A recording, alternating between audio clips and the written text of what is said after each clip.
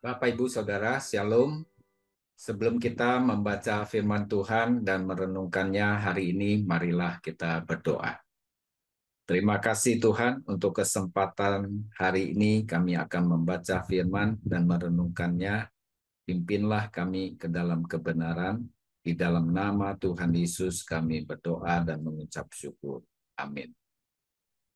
Bapak, Ibu, Saudara, pembacaan firman Tuhan hari ini diambil dari Yakobus pasal yang kedua, ayat 14 sampai ayat yang ke-26. Demikianlah bunyi firman Tuhan. Apakah gunanya, saudara-saudaraku, jika seorang mengatakan bahwa ia mempunyai iman, padahal ia tidak mempunyai perbuatan? Dapatkah iman itu menyelamatkan dia? Jika seorang saudara atau saudari tidak mempunyai pakaian dan kekurangan makanan sehari-hari, dan seorang dari antara kamu berkata, "Selamat jalan, kenakanlah kain panas dan makanlah sampai kenyang," tetapi ia tidak memberikan kepadanya apa yang perlu bagi tubuhnya, apakah gunanya itu? Demikian juga halnya dengan iman. Jika iman itu tidak disertai perbuatan, maka iman itu pada hakikatnya adalah mati. Tetapi mungkin ada orang berkata, "Padamu ada iman dan padaku ada perbuatan." Aku akan menjawab dia, "Tunjukkanlah kepadaku imanmu itu tanpa perbuatan, dan aku akan menunjukkan kepadamu imanku dari perbuatan-perbuatanku." Engkau percaya bahwa hanya ada satu Allah saja, itu baik. Tetapi setan-setan pun juga percaya akan hal itu dan mereka gemetar. Hai manusia yang bebal, maukah engkau mengakui sekarang bahwa iman tanpa perbuatan adalah iman yang kosong? Bukankah Abraham bapa kita dibenarkan karena perbuatan-perbuatannya ketika ia mempersembahkan Ishak, anaknya di atas mezbah? Kamu lihat bahwa iman bekerja sama dengan perbuatan-perbuatan, dan oleh perbuatan-perbuatan itu iman menjadi sempurna. Dengan jalan demikian, genaplah nas yang mengatakan, "Lalu percayalah Abraham kepada Allah, maka Allah memperhitungkan hal itu kepadanya sebagai kebenaran." Karena itu Abraham disebut sahabat Allah. Jadi kamu lihat bahwa manusia dibenarkan karena perbuatan-perbuatannya dan bukan hanya karena iman. Dan bukankah demikian juga Rahab pelacur itu dibenarkan karena perbuatan-perbuatannya ketika ia menyembunyikan orang-orang yang disuruh itu di dalam rumahnya, lalu menolong mereka lolos melalui jalan yang lain? Sebab seperti tubuh tanpa roh adalah mati, demikian jugalah iman tanpa perbuatan-perbuatan adalah mati. Amin.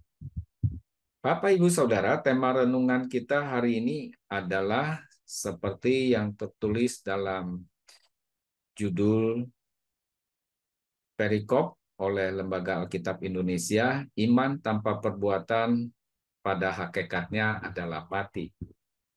Dari pembacaan kita, yang pertama diberikan contoh yang sederhana, dikatakan, jika seorang saudara atau saudari tidak mempunyai pakaian atau kekurangan makanan sehari-hari, dan seorang dari antara kamu berkata, "Selamat jalan, kenakan kain panas dan makanlah sampai kenyang," tetapi ia tidak memberikan kepadanya apa yang perlu bagi tubuhnya, apakah gunanya itu?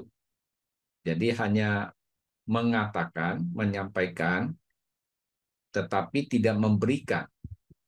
Lalu dikatakan, jika iman itu tidak disertai perbuatan, maka iman itu pada hakikatnya mati.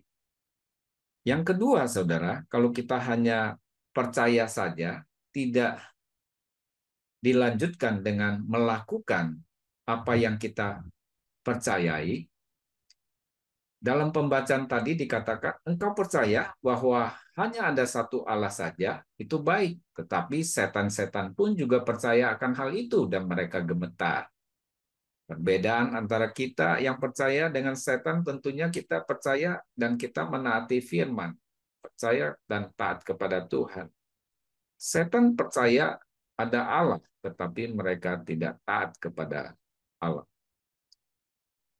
Yang ketiga, saudara, kemudian disampaikan tentang Abraham. Karena Abraham percaya, maka Abraham mempersembahkan anaknya Ishak. Jadi kita lihat di sini ada iman dan ada tindakan, perbuatan. Kemudian bagian keempat dikatakan iman bekerja sama dengan perbuatan-perbuatan dan oleh perbuatan-perbuatan itu iman menjadi sempurna. Bapak Ibu Saudara, ketika kita menerima anugerah Tuhan, melalui firman yang kita dengar, maka timbul iman di dalam diri kita. Kita bisa percaya karena pertolongan dari Allah Roh Kudus yang membuat kita bisa mengerti siapa Allah kita dan kita dilahirbarukan.